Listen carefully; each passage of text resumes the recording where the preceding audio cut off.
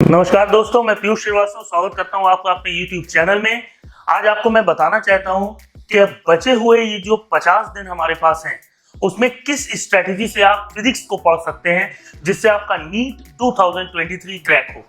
और उसमें सबसे इंपॉर्टेंट चीज है कि हमारे नीट 2023 के लिए इंपॉर्टेंट टॉपिक्स क्या है और किस ऑर्डर में हमें उन्हें पढ़ना चाहिए।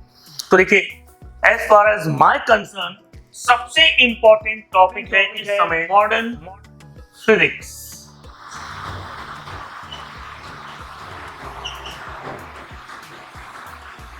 मॉडर्न फिजिक्स में सबसे इंपॉर्टेंट चीज ये है कि आपको इनपुट कम देना पड़ेगा और आउटपुट ज्यादा निकलेगा।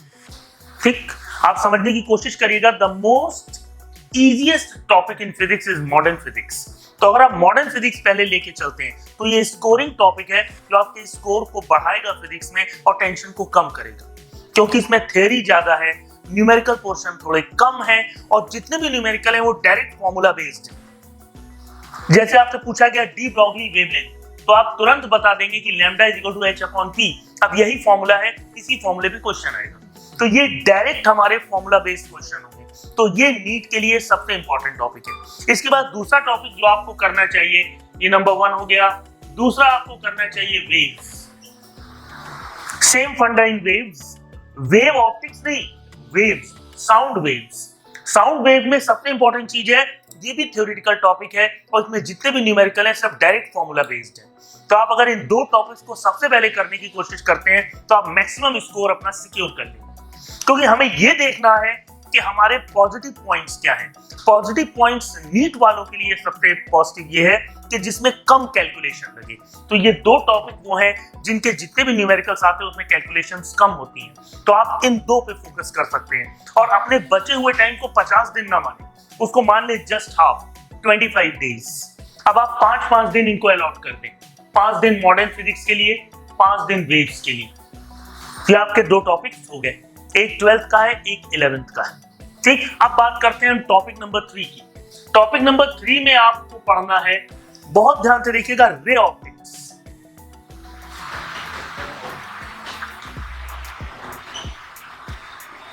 रे ऑप्टिक्स में दो चीजें हैं, थ्योरी है और रे डायग्राम है। आप थ्योरी को थोड़ा पीछे छोड़िए और रे डायग्राम के साथ नाता जोड़िए, क्योंकि ज्यादातर क्वेश्चन नीट में जो आते हैं वो रे डायग्राम पे बेस्ड होते हुए आते हैं। तो आप रे डायग्राम सबका बनाइए, चाहे वो टेलीस्कोप हो, चाहे माइक्रोस्कोप हो, चाहे कंपाउंड हो, चाहे सिंपल माइक्रोस्कोप हो, चाहे कर्व सरफेस की फोकल लेंथ हो, चाहे लेंस मेकर फॉर्मूला हो, इनके रे डायग्राम आपको आने चाहिए। तो आप खाली समय में जैसे आप बैठे तो आप एक रफ पेज पे रफ स्केच बनाइए, रे डायग्राम। ऑब्जेक्ट कहाँ है, इमेज कहाँ है, कब रियल इमेज मिल रही, कब वर्चुअल इमेज मिल रही, आप इस पे फोकस करें।